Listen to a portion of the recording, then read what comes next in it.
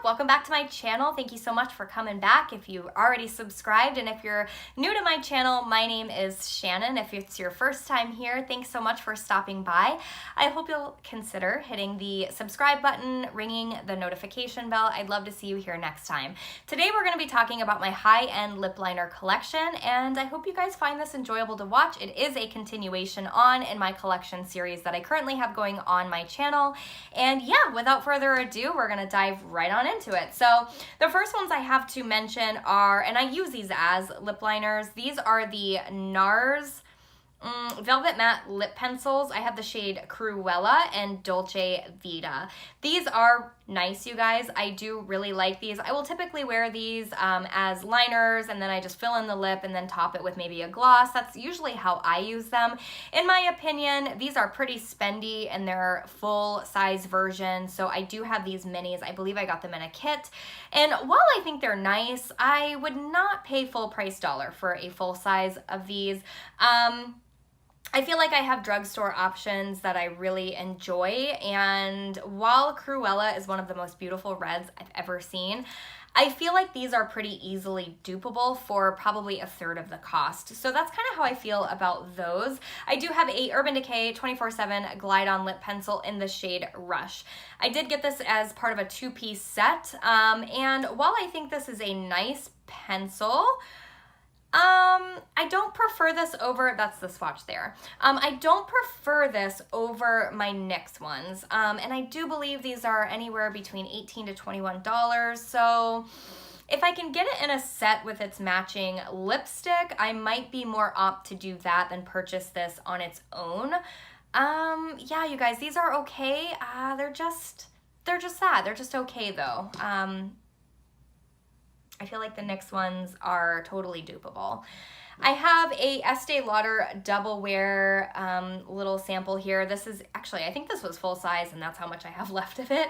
This is in the shade Pink, 01 Pink. This is a nice liner, very creamy. This reminds me a lot of the Slide On Glide Ons, where it goes on creamy and it just sets down in place. I do think this is a beautiful shade, and I really like this formula. I'm sure these are rather spendy though in full size, and I think what you're gonna hear me say over and over again is, if I'm gonna spend money on a liner, I'm just gonna buy the NYX ones going forward, because they are just some of the best liners I've ever tried. So while I like this, I do think this is a great liner, and of all of them, I would say this is probably the most comparable to my Slide On Glide On.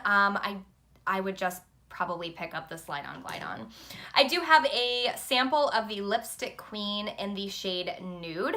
Again, really pretty liner. I love how creamy these are. I definitely prefer liners that you have to sharpen, just in terms of formula and longevity. That is the shade Nude. Really beautiful color, but I know that these are super duper pricey full size. And again, same thing to the Estee Lauder one. And most of these, I just think the drugstore has amazing options. One that I do really like, the last categories or the last brands I'm going to mention are my most beloved and most repurchased high-end. So these ones here are the Buxom Plump Line Lip Liners. Now this, you guys, is awesome. These kind of remind me of the NARS ones because they're nice and chunky and you can sort of just use them as an all-over lip color, top it with a gloss, call it a day. I love this Buxom formula. I am a huge fan of Buxom products in general. I think overall they have such an incredible line. And I think I purchased these in sets. All of these came in a set of some format. Now for me personally, if I'm gonna spend this kind of money on a lip liner, I prefer to have it in a set format, preferably minis, because it's really hard to get through a lip liner. So this is the shade from the Buxom one, really creamy, beautiful formula, and they do have this little brush on the end, which I don't typically use that, but what the purpose of that is to sort of create a smudging or an ombre effect, and I think that's nice. I like that that's there. I'm not gonna say I use it very frequently, but it is kind of a cool thing, different, if you will. My favorite of all of these is the shade Dolly Danger. She is just stunning. I absolutely love this color. I will swatch it out for you. I'm all about those mauvey shades. And yes, I do think these are great, absolutely great. And if I had to choose between the Buxom ones or the NARS ones, I would choose the Buxom ones. Next up are the Kat Von D Everlasting Liners. I have 3 shades. Again, I got these in a set. I want to say they were $25 around the holidays. I believe it was around $25 or $29. And then they marked them down on sale at Sephora, and that's when I picked them up. Now, I do have the shades Homegirl, Lolita, and Hawkwind. So these are the shades, all up my alley. Occasionally, I do love a little bit of a vampy lip. Now, I will say, for a mechanical liner, these are very, very long wearing. I currently have Lolita on underneath the liquid lip that I'm wearing today, and oftentimes the liquid lip will wear away before the liner. That's how long wearing these are. I would say of all of them, if I were to purchase any of these high-end liners on their own, it would be these.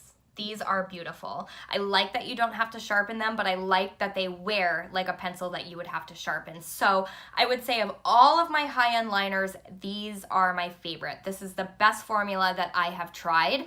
I will say that the shade on the packaging is a little misleading. I find them to be a bit darker actually on than they do look on the packaging. Just keep that in mind. Definitely swatch them out in store before you purchase. But yes, these are beautiful, you guys. Absolutely beautiful. I am obsessed with this formula, and I've been wearing these a lot since I got them. So very handy for travel. They're awesome.